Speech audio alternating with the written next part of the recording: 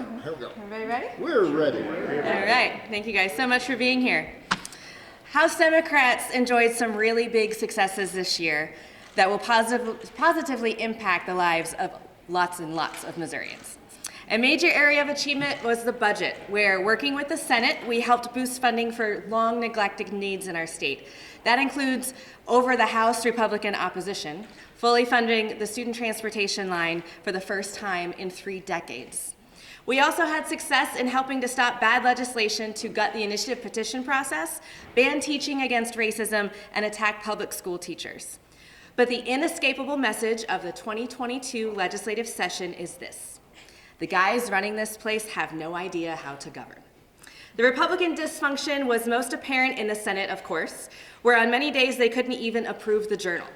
But it was also felt in the House, causing the budget to fall far behind the schedule, and we had to rush the largest spending plan in our state's history across the finish line just hours before the constitutional deadline. That rush job included passing a $2.7 billion ARPA appropriation, with most House members having absolutely no idea what was in it. There was no time to read it before the vote. This is not how you responsibly govern. Yet, after 20 years of Republicans controlling both the House and the Senate, it's only gotten worse. When they took over, lawmakers commonly granted final passage of around 200 and more bills each year. Since then, legislative output has dropped to the point that 2022 marks the 5th session in 6 years that we haven't come close to passing even 100 bills. But in today's Missouri Republican Party, the goal is not to enact policies to help Missourians, it's to stay in power. That's why they sought to tear down the democratic structures and protections. That's why they sought to erase this country's racist past from the history books and prohibit discussion of racism in the modern day. That's why they relentlessly attacked the most vulnerable children among us. None of this helps to improve Missouri, but it does help to win Republican primaries, where the most extreme position carries the day. And the GOP extremism we've seen in recent years will look tame compared to what's coming if the U.S. Supreme Court follows through on ending nearly a half a century of constitutional protections for women's bodily autonomy. When the state is empowered to force women to be pregnant against their will, attacks on contraception, marriage equality, and countless other gains that we take for granted in modern society won't be far behind. Missouri can no longer tolerate a majority party that doesn't know how to govern and is increasingly embracing authoritarianism. House Democrats will do everything we can in the coming months to change that, and with that, we'll take questions. So this year, through vacancies, you had a little more leverage by having a third of the available of the filled seats in the House of Representatives. How do you get to that first threshold of that increased leverage on a permanent basis this year? Do you think that there are issues that will fit in districts that have otherwise gone Republican in recent years? We definitely do, and with redistricting for the House seats, we have a lot more competitive seats in the state of Missouri than we did last election cycle. Looking at upwards of 13 to 15 seats that are in competitive play now, where in years past we were looking at anywhere from 5 to 7 that were competitive. So just out the gate, we are already in a position where we can pick up some seats. Now, obviously, it's a non-presidential year, and so it's going to be pretty difficult for Democrats across the country. We know that. But yes, when we go back to looking at what we're going to be campaigning on this year, it is, again, the dysfunction that continues to happen in this building. And I think that voters are definitely frustrated with the way things have been going and eager to look for new leadership. Can you describe your reaction when the Senate adjourned yesterday and a bunch of items that your caucus had been fighting against died? I mean, we were excited. Yeah, I think you all might remember the first day that we were here. We knew that the conservative caucus, particularly in the Senate, was going to do exactly what they did, and we talked about it. But we knew that strategically that was advantageous for us if we knew what we were doing and if we were strategic about the things that we fought for and how we did it. And so, yes, our work with our colleagues in the Senate Democratic Caucus, and we're very excited. We weren't surprised, to be honest with you. The fact that they made it all the way till when they did was pretty surprising to us. Some of the election leaders around the state have talked about how passing this congressional map could cause some problems with the August primary. I'd just like to get your thoughts about, do you think they have enough time, or how do you feel about it? Because it sounds like Speaker Vescova says he has faith and they're going to be fine. Well, of course I have faith in our election authorities to do their job well, but it's no secret that we have been not funding them to do their jobs well. And in fact, we saw attacks this year to try to underfund their offices even more and make it so that they can't raise money to actually pay for elections. To your question of whether or not they're going to have time for this, what's frustrating for us is the House sent the maps over very, very early. And that goes back to the dysfunction to put our elections in this situation. And when the majority party is continually talking about election integrity and making sure that elections are safe, not giving them enough time to actually print ballots and do it the right way is the exact opposite of that. So, I'm hopeful that they'll get it done, but they were pleading with us for months, so we'll see. On the topic of elections, that bill that went through, it includes another attempted photo ID, banning out ballot drop boxes, a whole range of things. You said coming into this session, that was one of your top priorities, was trying to fight and dilute that legislation. How's your caucus feeling about that going into this election season? Yeah, we were definitely, I would say that is probably the biggest disappointment of this legislative session for us was that bill passing the finish line. And it wasn't just the photo ID provisions, as you alluded to. It was banning ballot drop boxes. It gave even more subpoena power to the Secretary of State. And so essentially anyone who doesn't agree with him, he can come after and charge criminal offenses towards. That bill is disastrous. It doesn't allow folks to register voters. If you register more than 10 people, then you have to do different things, making it like our groups like the League of Women Voters and other organizations that are nonpartisan that register folks problematic. And yeah, so that is definitely one of the biggest disappointments for us. In terms of just how it all played out, we weren't surprised. When we were seeing the attacks from the initiative petition process, along with the attacks on folks being able to access fair and legal ballots, we were happy to be able to stop at least one. Do you think that the map will survive a lawsuit that claims it is not compact?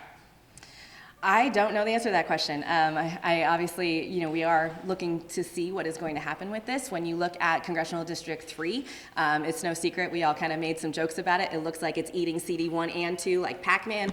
It is definitely not compact. And so, I think that there is a worthy discussion around that, and we will, see how that plays out. And if for some reason, like a judge says that it's not compact and you're ordered to redraw the map, wouldn't that cause even more chaos in the election? It absolutely would. At that point, I would hope that the courts would intervene and draw the maps themselves. What's the biggest thing you wish would have gotten done this session? Oh, that is a very big question.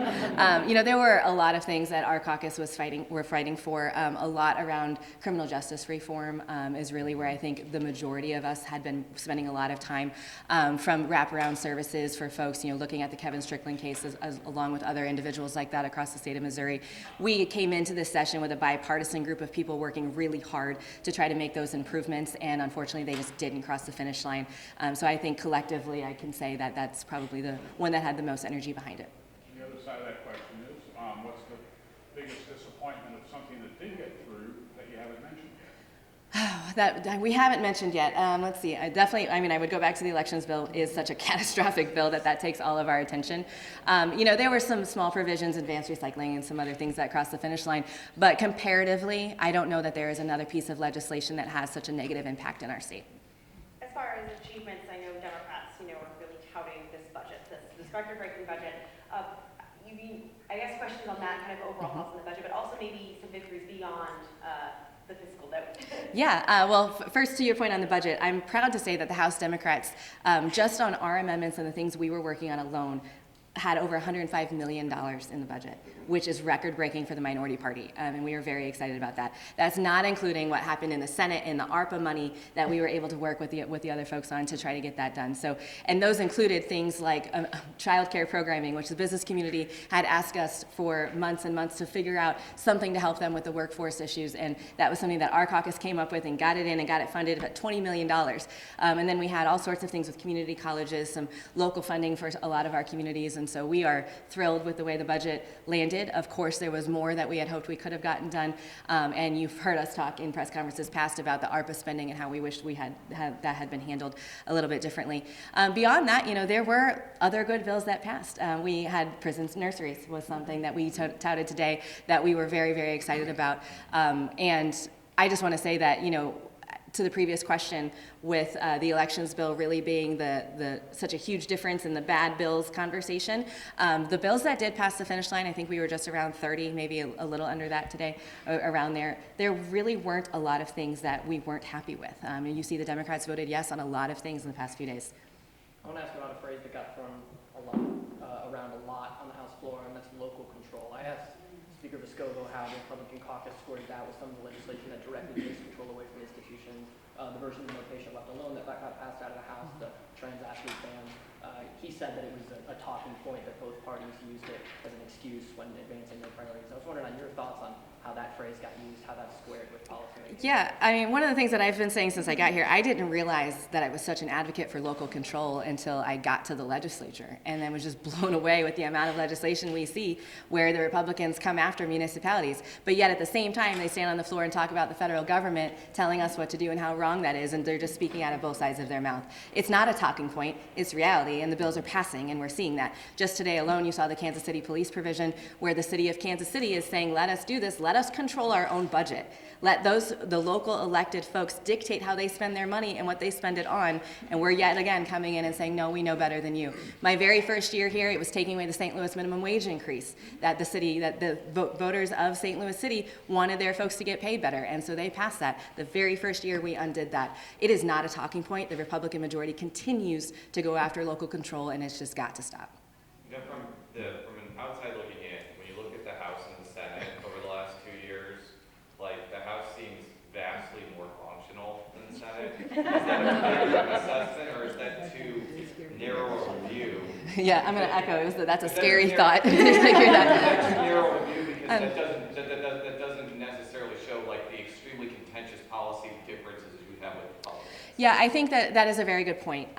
When you see the dysfunction in the Senate, what we're seeing is filibusters on the floor over the journal that go on for days and days. But we also know the Senate works behind the scenes. They make deals, they compromise. We saw that with the maps actually passing at the very end. There were a lot of things that they continue to do that work on. And so, to your point, the contentiousness in the House is so very different because ours is out in the open. We don't really have deals behind the scenes that we're working on. When we are working on compromise language, everyone knows about it. Everything is out in the open. And in the House is where we do the really contentious stuff. You know, we spent most of session talking about vulnerable kids and trying to protect them from some bullies and not actually working on public policy. And so I think that it's easy to say that the dysfunction is solely in the Senate, but I think that the whole place is a mess, and we've got to bring back some balance. Is that your main message to taxpayers and citizens in this election year? I think it definitely is one of the biggest talking points. You know, when you go an entire session and we pass 30 some odd bills and that's it, and it takes us so long to spend federal money that the Biden administration set down that we're almost losing it, literally the last state in the country to spend some of this money. Yeah, taxpayers want to see results.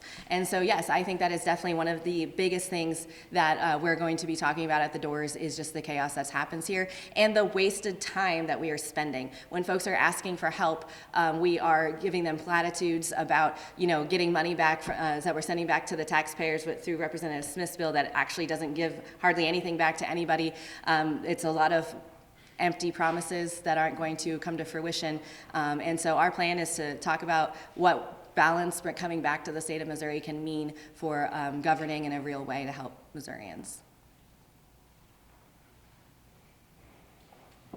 Okay, any other questions? Gonna make your graduation on time? I am. Thank you. Thank you guys.